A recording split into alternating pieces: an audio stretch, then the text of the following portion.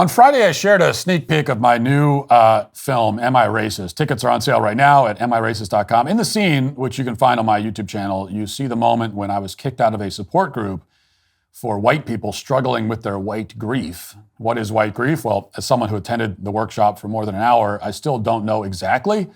As best I could tell, it's the kind of grief that white people feel because of their privilege. We have white privilege, according to the doctrines of DEI anyway, and our recognition of our privilege might cause us grief. That's the basic idea.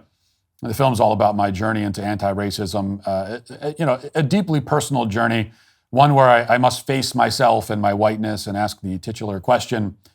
So it made sense to begin a journey like that at a group like this.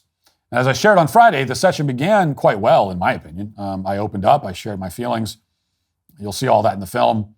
Eventually, I become quite emotional. I have to leave the room to go weep in the pre-designated cry rooms. White people are not allowed to cry openly, thereby burdening people of color with their white tears. That's one of the rules. And I obeyed the rules, went to the cry room to cry. But when I came back, the group had figured out who I was. And at that point, I was kicked out. That's the part of the that you see in the clip that I shared on Friday. I'm not going to play the full clip again here, but just for context, for the rest of this, here's the part, at least where I was identified by the people in the room. Here it is. I know that like my physical safety and yours and everybody else's here is okay. Why would your physical safety not be okay? Did I miss something? I don't feel comfortable. What? Can you guys catch me up to speed on what's going on here? You don't need to be caught up. We're going to be silent. Is it because I said I had 17 black friends? It might have been 15. It depends on how you count them. I would really appreciate it if you left so that the people who actually want to be here and deserve to be here can get what they need. I do want to be Can here. you please leave? I would like it if you left. I'm trying to learn. I'm on this journey. Come with me. Well, Thank you. I didn't consent to be touched. I'm not offering to touch you. I'm offering to walk you out. Will you walk with me and I'll answer your questions? Okay, I'll admit it. My name's not Steven. Maybe you already knew that. My name is Matt Walsh. We know. Okay, so then they kicked me out. You could also see in the clip a few moments later that the police were called. And I wasn't there when the police showed up. I had already absconded and fled the state, a fugitive on the run. But since I wasn't there, I have wondered what exactly these people told the police when the police showed up. I hadn't broken any laws. I hadn't assaulted or threatened anyone. So what would they say to the police? How would they convince the cops to come find me and arrest me? Like, on what charge? That's been my question ever since that day, and you might be wondering the same. Well, now we know, because on Sunday, Libs of TikTok released the police report that was filed after this incident, and it is just as delightful as you might expect, maybe even more so. The names are redacted, of course, but here's a choice passage. Quote, the participant told me that she even considered, along with the rabbi, ways that they could use a chair to break a window to escape. She said that she felt unsafe because her exit appeared to be blocked by members of the production crew and Walsh. Now, for the record, nobody was blocked from leaving at any point. It would have been entirely unnecessary to use a chair to break a window and escape. There was a door right there. Like, just walk out the door. And when I read this police report, I immediately thought of the final scene in One Flew Over the Cuckoo's Nest, where Chief, the big Indian guy, who you could call Chief in movies back then, this came out like in the 70s, he rips a sink out of the wall and busts through a window to escape. Except in that case, they were involuntarily committed into a mental hospital. Now, the people in this group, the one in the clip, may, you might argue, have certain similarities to the patients in an insane asylum, but the point is that they could have left at any time. Breaking the window would not be necessary. And would be a pretty clumsy way of escaping anyway. Like, most likely you'd have to bang the window multiple times with your chair before it breaks. And that just seems like a kind of a slow and inefficient way to get out. Most of all, it's a massive overreaction. Well, we'll return to that point in a moment, but first let's continue reading a little bit. It says, quote, the participant described Walsh as extreme and that he has radical shows. She said that when she mentioned Walsh to the Ramapo officers, one officer said that he was familiar and that he has a show.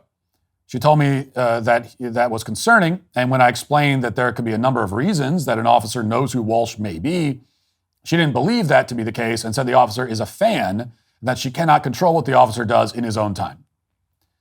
Now, just her luck, I guess. She calls the cops, and the cop is a member of the Sweet Baby Gang. We're everywhere. You cannot escape us, even with a chair through the window. Now, actually, there's no indication that the cop actually is a fan. All he apparently said is that he knows who I am. Now, I'd like to think that I'm such a likable guy that to know who I am is to automatically be a fan, but something tells me that might not always be the case. In fact, my experience in that room says that that probably isn't always the case. But putting aside the issue of what podcast the police officer does or doesn't listen to, the critical point is that my mere presence in the room was enough to prompt someone to dial 911. This is obviously ironic because we can assume approximately 100% of the people sitting in that circle have in the past, or would if you asked them today, argue for defunding the police. These same sorts of people insist that we should stop calling the police entirely, or at least that we should stop calling the police for all kinds of emergencies that we usually call them for. They say that we should consult with social workers and mental health professionals and therapists for many of these situations. So why didn't anybody call a social worker? Why not a mental health professional? I was just in the cry room, bawling my eyes out, for God's sake. I could have used a therapist. Instead, they go right to calling the cops, which really tells you something. Now, I suppose they'd say that they had to call the cops in this case because, as the police report indicated, I made them feel unsafe. But how so? What did I do to cause those feelings? Again, I didn't threaten anyone. I didn't assault anyone. I didn't even raise my voice at any point. So how am I a threat to their safety? I asked that question when I was in the room with them and couldn't get an answer. That's because the answer is something they'll never actually say out loud. In fact, they might not even know the answer. They likely don't understand their own feelings. So I'll answer it for them. My presence is a threat to them because they don't like me. And they don't like the way that I challenge their worldview. And this causes uncomfortable feelings. And they draw no distinction between their feelings and their physical being. So to harm them emotionally is to harm them actually. It is to harm them physically. They are how they feel. They are their emotional states. This is how the leftist mind works. And we saw it on full display there. And you'll see much more of it in all of its disturbing hilarity if you watch my movie, Am I Racist?, which you can buy tickets for by going to amiracist.com. In the meantime, as unsafe as it may make them feel, I must say that the people who called the cops on me that day are today canceled. Hey, YouTube, thanks for listening to the show. If you'd like access to my full show with no ads, you should go to dailywire.com and use promo code Walsh to get 2 months free on all annual plans. See you there.